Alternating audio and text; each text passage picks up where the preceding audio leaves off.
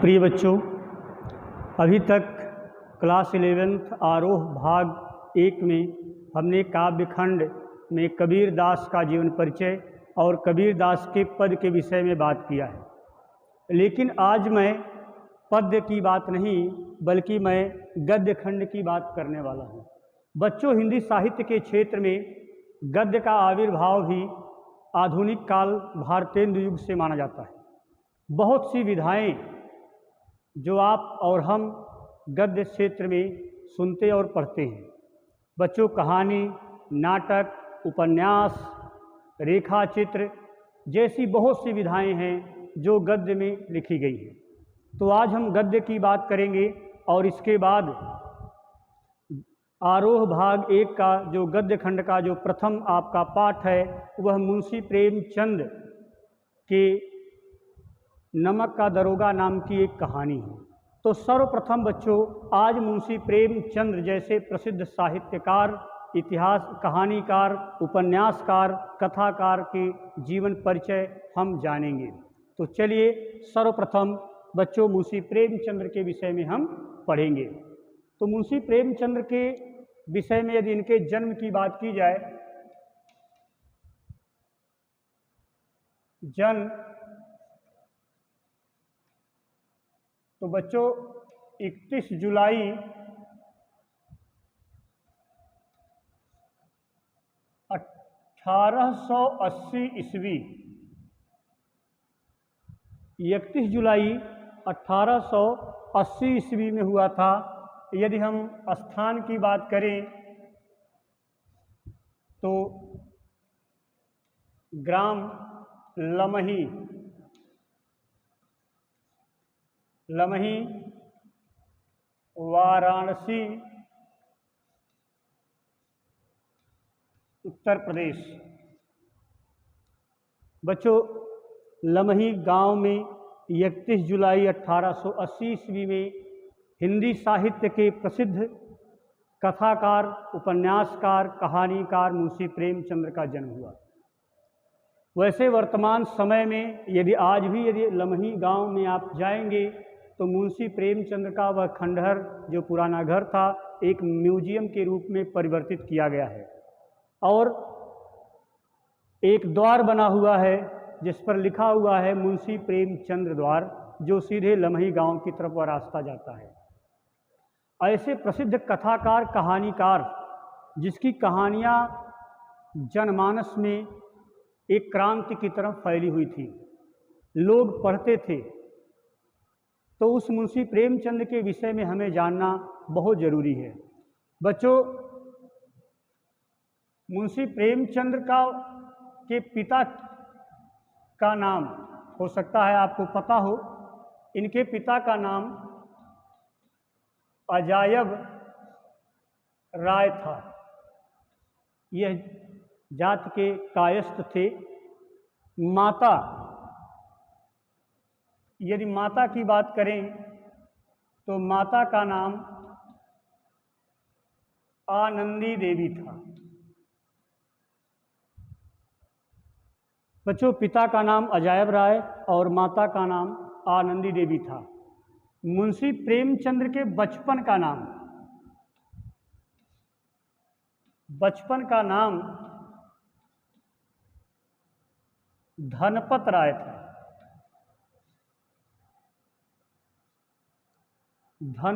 था। बच्चों, मुंशी प्रेमचंद की जीवन में इनकी जो दूसरी पत्नी थी शिवरानी देवी, वह भी एक लेखिका के रूप में थी, विदुषी महिला थी, तो उनका नाम भी जानना बहुत ज़रूरी है। यदि पत्नी की बात की जाए तो उनका नाम शिवरानी देवी, और इनके एक पुत्र थे जिनका नाम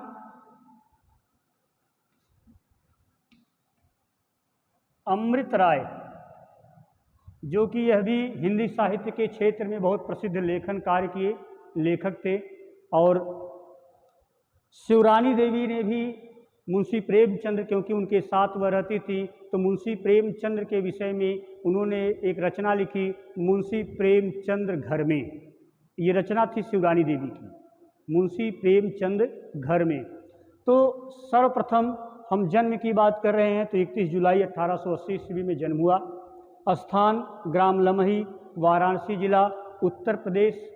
आप जानते होंगे कि वाराणसी से वर्तमान समय में सांसद आपके प्रधानमंत्री नरेंद्र मोदी जी हैं। इनके पिता का नाम अजायब राय, माता का नाम आनंदी देवी, बचपन का नाम धनपत राय, पत्नी शिवरानी देवी, पुत्र अमृत राय थे। बच्चों, यदि हम शिक्षा की बात करें तो इन्होंने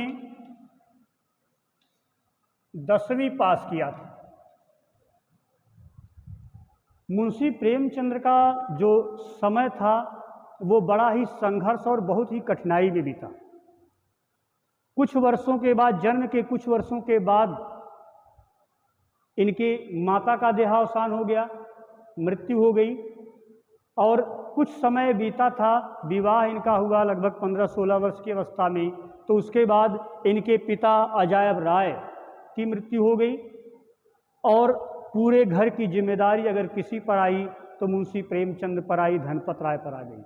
इसलिए आगे की इनकी पढ़ाई लिखाई नहीं हो पाई। 10वीं पास तक इन्होंने शिक्षा ग्रहण की, लेकिन एक प्राइमरी विद्यालय में शिक्षक का कार्य ये कर रहे थे और शिक्षण कार्य करते हुए, प्राइमरी विद्यालय में पढ़ाते हुए इन्होंने बीए पास किया, बीए पास कर लिया और धीरे धीरे हिंदी साहित्य के क्षेत्र में लेखन कार्य प्रारंभ कर दिया।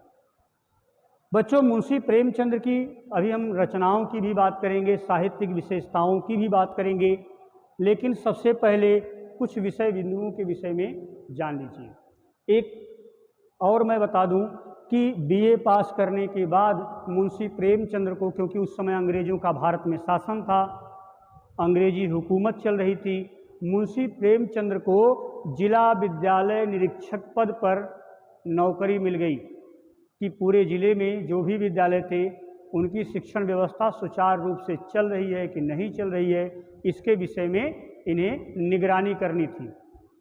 तो बड़े पद पर हो गए, प्रतिष्ठा भी बढ़ गई, पैसे भी आने लगे। लेकिन कहते हैं कि एक बार मुंशी प्रेमचंद्र जी ने, क्योंकि उस समय आज़ादी का दौर था, हर जगह आंदोलन हो रहे थे और देश की स्वतंत्रता के लिए, देश की आज़ादी के लिए लोग लगे होते थे, तो उसमें मुंशी प्रेमचंद्र भी पीछे कहाँ रहने वाले थे। बच्चों, प्रारंभ में जब इन्होंने लेखन कार्य शुरू किया तो यह नवाब राय के नाम से लिखते थे। उर्दू में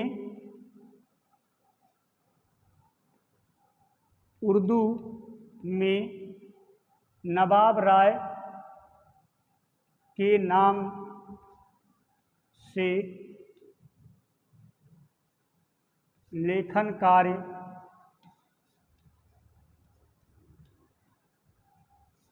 प्रारंभ किया।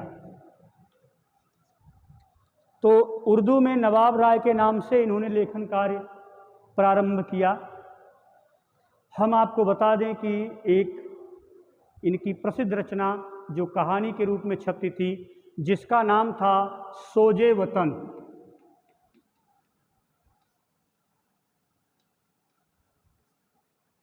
सोजे वतन। बच्चों, सोजे वतन में देश प्रेम से संबंधित कहानियाँ ये लिखते थे और उस समय जो लोग यह कहानियाँ पढ़ते थे तो देश प्रेम की भावना उनमें जागृत हो जाती थी, विद्रोह अंग्रेजों के खिलाफ वो करते थे। इसकी शिकायत बार बार उस समय के हमीरपुर, एक ज़िला उत्तर प्रदेश में हमीरपुर एक ज़िला है, तो हमीरपुर के जो जिला अधिकारी थे, जो डीएम थे, उस समय अंग्रेज था, उसके यहाँ यह बार बार सूचना पहुँचती रही, इनकी शिकायत पहुँचती रही कि यह जमाना सोजे वतन नाम की कहानियाँ कोई लिखता है और नवाब राय के नियम से लिखता है, इससे जनता में बहुत आक्रोश है और अंग्रेज़ों के खिलाफ विद्रोह की भावना भड़क उठती है। बहुत खोजने तलाशने के बाद हमीरपुर के डीएम, उस अंग्रेज ने यह पता लगा पाया कि नवाब राय नाम का जो व्यक्ति है वह अंग्रेजी हुकूमत में ही जिला विद्यालय निरीक्षक के पद पर है।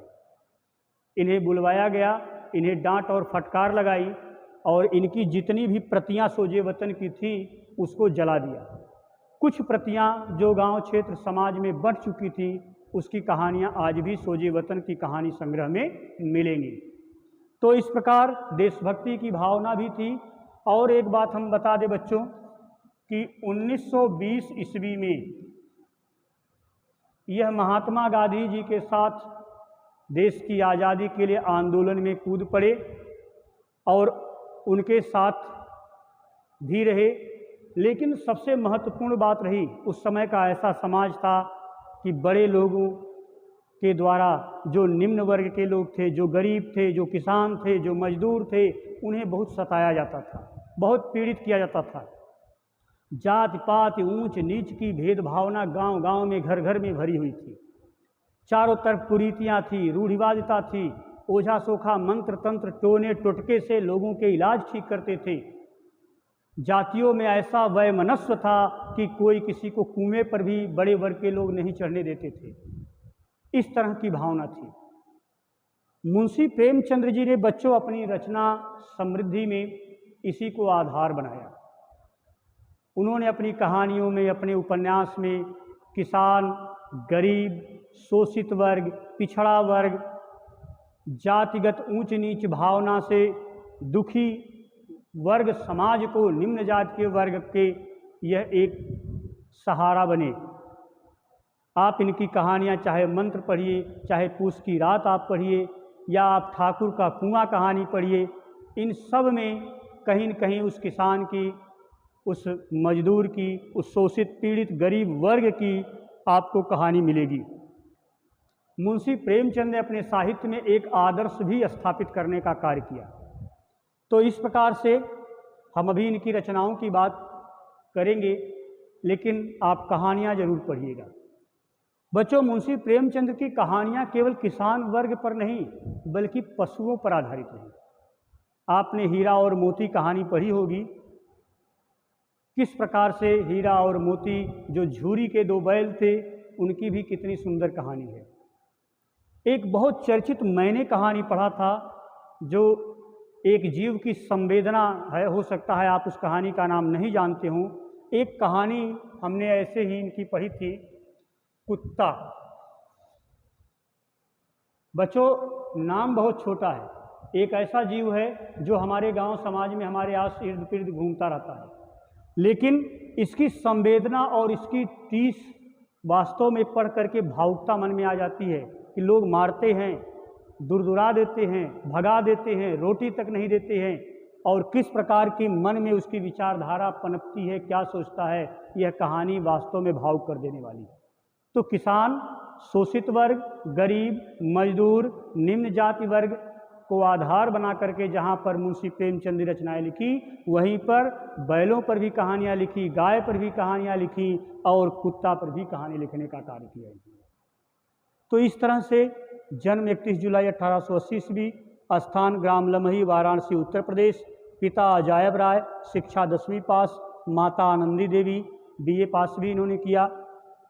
बचपन का नाम धनपत राय था, पत्नी शिवरानी देवी, पुत्र जो है अमृत राय, नवाब राय। उर्दू में नवाब राय के नाम से इन्होंने लेखन कार्य भी प्रारंभ किया। 1920 ईस्वी में बच्चों यह महात्मा गांधी जी के साथ आंदोलन में भी देश की आज़ादी के लिए उतर पड़े थे, साथ रहे। तो अब बच्चों हम इसके आगे इनकी रचनाओं की बात हम करेंगे। देखिए, आज बड़ा रोचक विषय है, तो रचनाओं की बात भी करेंगे और इनकी मृत्यु कब हुई थी इसके विषय में भी हम बात करेंगे। देखिए, सर्वप्रथम बच्चों, यदि मुंशी प्रेमचंद्र जी की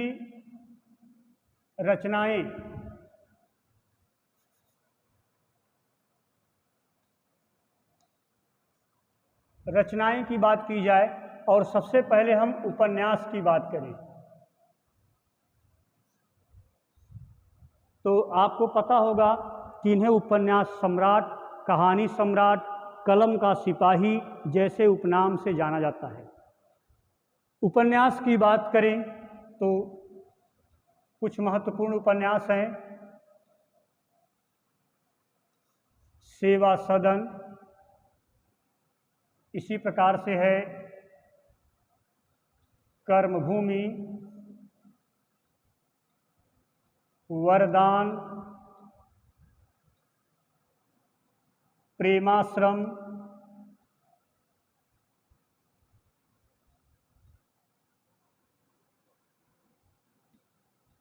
गबन, गोदान,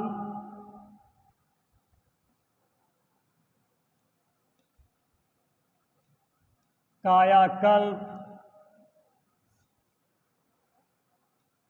मंगलसूत्र,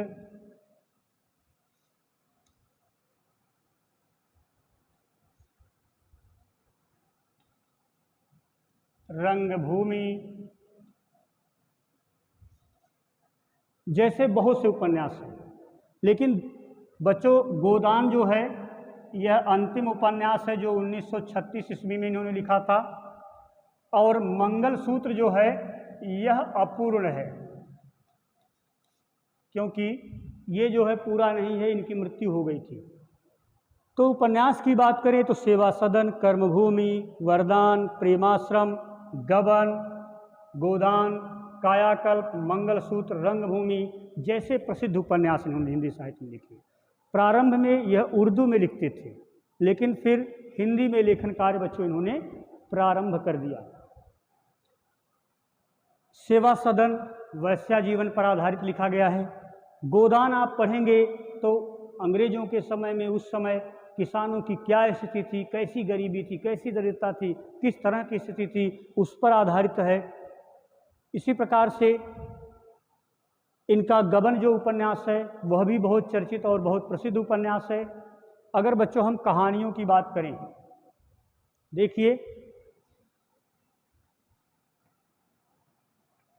कहानियाँ, वैसे बच्चों मानसरोवर इनकी एक कहानी संग्रह है जो 8 भागों में है, और इसमें 300 से अधिक 350 कहानियाँ हैं। लेकिन हम कुछ महत्वपूर्ण कहानियों की बात करेंगे, और जो कहानी हम आपको आगे पढ़ाने वाले हैं उसे भी लिखेंगे। तो नमक का दरोगा बड़ी महत्वपूर्ण कहानी है। नमक का दरोगा, पूस की रात। इसके बाद बच्चों ठाकुर का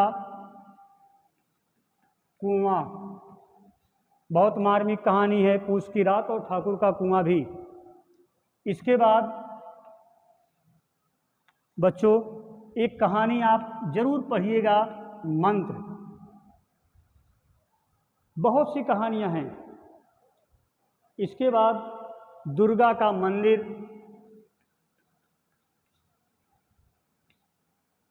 दुर्गा का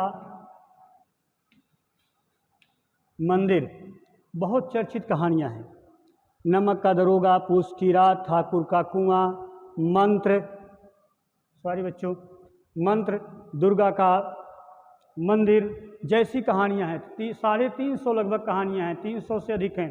तो आप इनके उपन्यास यदि नहीं पढ़ पाते हैं तो इनकी कहानियों को जरूर पढ़िएगा।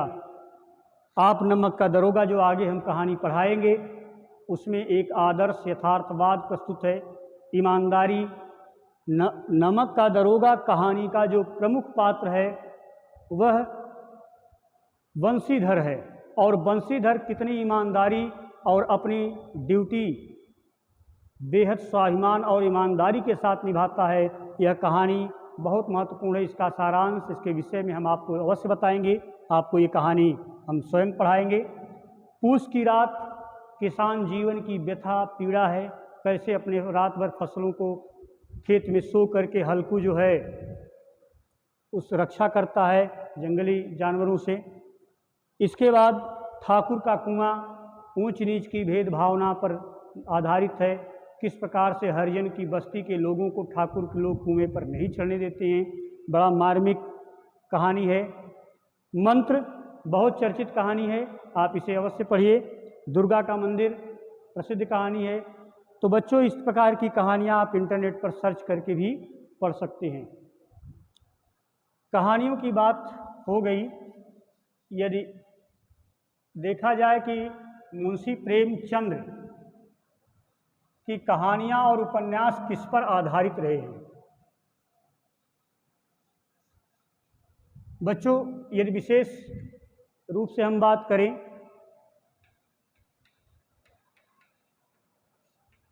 तो मुंशी प्रेमचंद को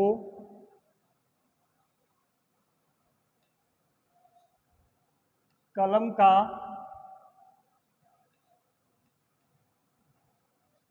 सिपाही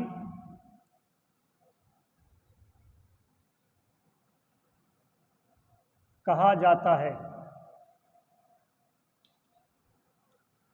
इसके बाद कहानी सम्राट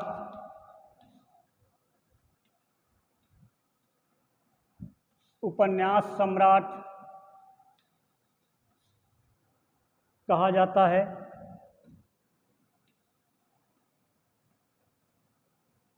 इन्होंने बच्चों हंस पत्रिका का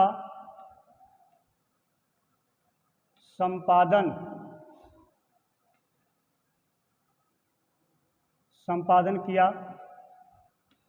जो कि वाराणसी से बनारस से छपती थी। बाद में इसके संपादक इनके पुत्र अमृत राय ने भी इसका कार्यभार संभाला और राजेंद्र यादव ने भी इसी नाम से दिल्ली से भी संपादन कार्य प्रारंभ किया। इसी क्रम में यदि हम मुंशी प्रेमचंद की भाषा शैली की बात करें तो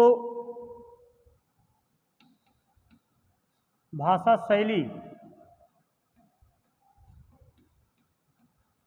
सरल, सहज, उर्दू फारसी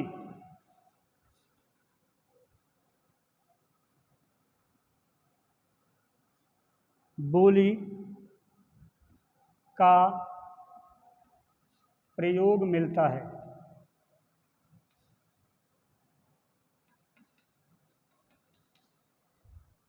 सरल सहज उर्दू फारसी बोली का भी प्रयोग मिलता है, क्षेत्रीय बोलियों का भी इन्होंने प्रयोग किया है और आदर्शवाद एवं यथार्थवाद पर आधारित रचनाएं इनकी हैं। तो इस प्रकार मुंशी प्रेमचंद को कलम का सिपाही भी कहा जाता है, कहानी सम्राट, उपन्यास सम्राट भी कहा जाता है। हंस पत्रिका का इन्होंने वाराणसी से संपादन भी किया। भाषा शैली सरस सहज उर्दू फारसी का प्रयोग भी मिलता है। आदर्शवाद एवं यथार्थवाद पर इनकी रचनाएं बच्चों मिलती हैं। इनकी रचना में एक और महत्वपूर्ण बिंदु है, आप देख लीजिए।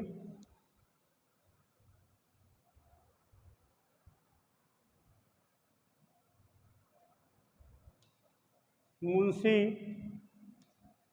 प्रेमचंद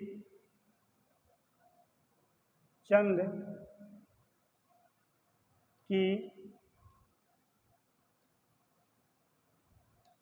रचनाओं में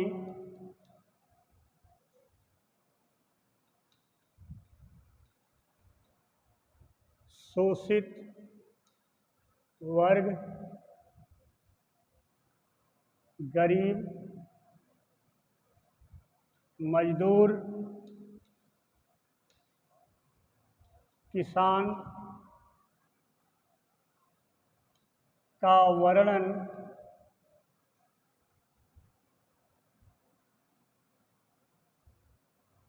विशेष रूप से मिलता है। तो शोषित, गरीब, मजदूर, किसान वर्ग पर आधारित इनके उपन्यास और कहानियाँ रही हैं। तो इस प्रकार से बच्चों हमने जन्म, मृत्यु की बात कर लें, देख लीजिए, अभी हमने मृत्यु के विषय में बताया नहीं। तो